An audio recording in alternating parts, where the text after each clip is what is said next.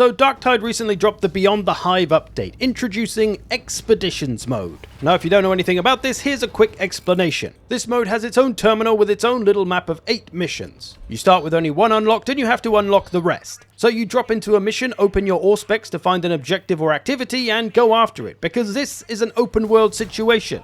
You'll travel around fighting enemies along the way, maybe even running into a boss or two, like the new Packmaster one, which is basically just a slightly faster attacking Ogren with a bunch of armored dogs. And when you reach one of your objective destinations, you'll have a little event to do, similar to any other event in Darktide. Activate the time-based event, get attacked by a bunch of enemies, do a little Auspex minigame a couple of times, to which there is this new one, so that's something I guess. Maybe figure out a bit of a puzzle. If you're a 6-year-old anyway, it might be a puzzle for you. And then collect your reward that you're doing all of this whole entire mode for. Tech remnants, this little stuff which you will carry on your persons. If you die, you'll drop it. Your teammates can pick it up though, but if everyone dies and the whole team wipes and you fail the run, you will lose everything and you'll go back with literally nothing, basically. So you run around, do a few of these events. You're on a 15-minute timer, so the more you can do, the more you're going to get. You'll then go to one of these gates, do a little defense situation, and then you'll head into your safe zone, your sanctuary. Now this is where you actually buy stuff, and this is where the game mode is a little bit different. There are no resources around the map. No health, no ammo, no grenades. You have to buy it all with salvage, which is a currency you'll randomly find around the map. And there is a few new bits in here. You can call in airstrikes, you can get some mines.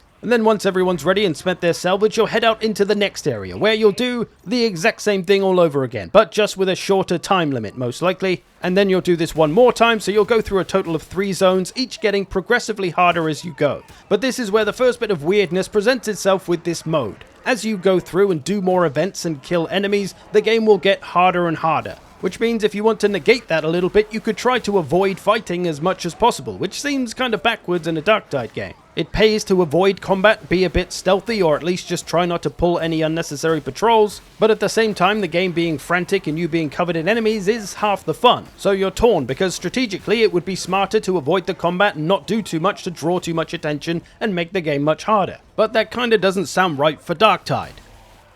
Anyway, once you've moved through the 3 zones and done all your stuff, you'll eventually move to an extraction point, although you can extract in the earlier stages if you want. But yes, this is basically an extraction shooter, my friends, because we gotta keep it trendy. Except we're kind of missing a couple of ingredients here. PvP is normally part of extraction shooters, and it doesn't have to be. Arc Raiders and Helldivers approved. People enjoy the formula without or avoiding the PvP. But the other ingredient missing in this mode is probably the biggest reason people play extraction shooters: for the rewards, for the loot that you get when you extract with some sweet goods. That's just not here in this mode. You're extracting to get the tech remnants. That's it. And that is solely used for one thing: unlocking the next level. Although, no, hold on, I tell a lie, you can get some cosmetics. You can do all of these like 10 penances to unlock this one, which will get you this shitty fuck ugly helmet. Brilliant. Or maybe you want to look like a post-apocalyptic, over-encumbered postman. Well, then you could go for this if you want, I guess. Definitely worth the 30 hours or so it'll probably take. Honestly though, I'm not against cosmetics as a reward, but they just actually need to be good. A lot of the stuff they'll sell you for real money is pretty cool, and I would put some hours in to get some of this stuff. I know how many hours I spent in World of Warcraft doing dungeons and raids just to get a single pair of gloves to transmog to complete my outfit, even though you can barely fucking see them 90% of the time. So cosmetics can be a powerful motivator to keep people playing, because obviously looking cool in war is the most important thing. But I'm not really willing to put hours in for this. Now, as I say, the tech remnants are used for unlocking the next level. And what does the next level bring you? Basically the exact same thing as the previous level, including the same exact environment. And there'll just be a modifier, like hunting grounds, which, you know, we've seen before on the normal level, so that's not exciting. Dust vortexes, that's a new thing, that's kind of cool. It can slow you down, make you have to move through the level differently. Night missions, where they've basically just changed the color temperature of the area, so it's not really any different. This one I haven't unlocked yet. Air support, you can only get air support in the sanctuary, so you won't be able to buy meds and health and ammo. I guess that'll be a little bit different, but hardly something I'm rushing to unlock and play for, you know? I would have liked to see them get a little bit more creative with some of these modifiers. Hunting grounds, you know, we've seen it before. What about patrols of 20 crushers? That would ship me up and give me something to worry about, something different. But even then, putting all the work in to extract the tech remnants and survive, just so you can unlock the next level with a different modifier, ooh, the dopamine is hitting me hard. Yeah, that's not really going to keep people playing now, is it? So this is Darktide doing what Darktide has always done, which is failing to incentivize the player, not really giving any meaningful reward, no sense of accomplishment, nothing to really work towards once you hit level 30 anyway. I tend to find I play whatever new big update comes along for about 2 weeks, and then I'm bored and I wait for the next one. The only thing that keeps me playing for the 2 weeks is the fun of the combat itself. And then there's the strange issue of difficulty with this mode. See, I normally like to play on Ulrich. I like the game to be a challenge, I like the frantic pace. However, I do largely play with randoms, and that leads to stuff like this where you're trying to stick with one guy, but then there's another guy all the way over there, and then another guy all the way over there, and gee, I wonder how this run is going to end. People seem to think sticking together doesn't apply because it's open world or something. I don't fucking know. Regardless, the reward system is busted in this game mode as well, because if I play on Ulrich, the game is obviously much harder. But also, guess what? There's no increase in tech remnants playing in this mode. You cannot gather any more than you can playing in Heresy or Damnation, at least as far as I can tell anyway. So basically, you're taking more risk by playing on a harder difficulty, but for no extra reward. And because this is a time-limited mode, it's much harder to get higher amounts of tech remnants. You don't have as much time to do the events, you've got more enemies to deal with, so that takes longer. It's going to use more of your resources, health and ammo, grenades. And of course, remember, if you wipe, which is much more likely in Ulrich, you go away with nothing. So why the hell would you play on Ulrich when there's just more risk but no reward? I've done some Heresy and Damnation runs in this mode, and you always come away with way more tech remnants than you do playing on Ulrich.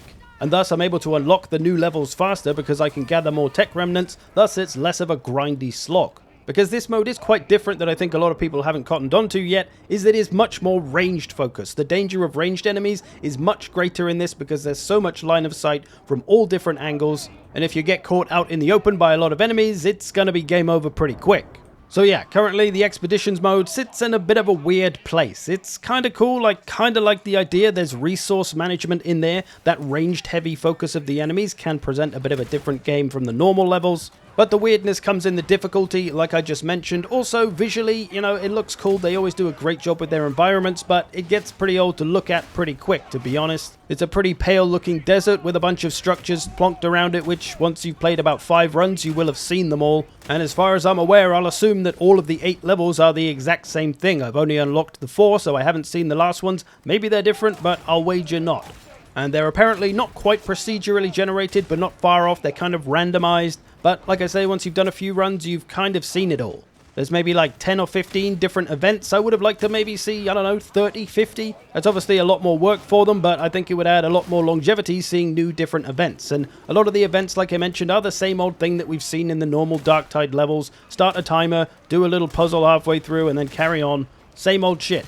I really appreciate it when Fat Shark make the effort to do something different, like they did a few updates ago with the train level, right? It was a totally different experience, it was a fast-moving train, so it was visually different, it was a long, narrow map because it was a train, and it was on a timer, so that gave it a whole different element altogether. That's what I like to see from Fat Shark.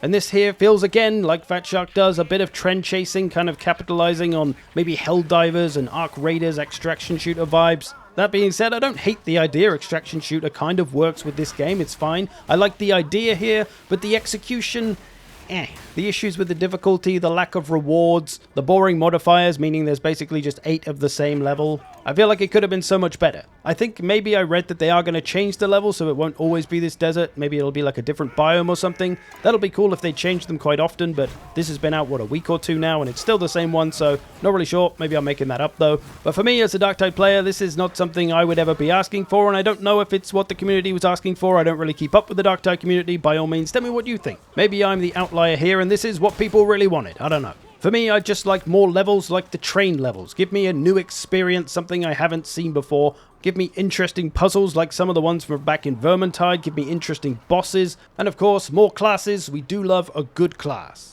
So if you're a Darktide player but you haven't tried this update yet, you probably don't need to rush back. Maybe they'll refine it a bit, make it a little more interesting, make it more rewarding as time goes on. As Fat Shark likes to do, they bring something out and then fix it a year later. But yeah, it's okay. It's an average experience, I think. It's not terrible, but it's not great. Darktide has made a lot of great step forwards in the past couple of years, fixing the game up with some good updates. It's been cool. This one doesn't necessarily feel like a step back, but maybe just more a step sideways, not really pushing the game forward in any great way. As I say, the reason I've been playing it is for just the fun of the combat itself, because Lord knows Expeditions isn't really going to reward you very much. Well, there we go. I hope you've enjoyed this. Thanks for watching. I'll see you in the future.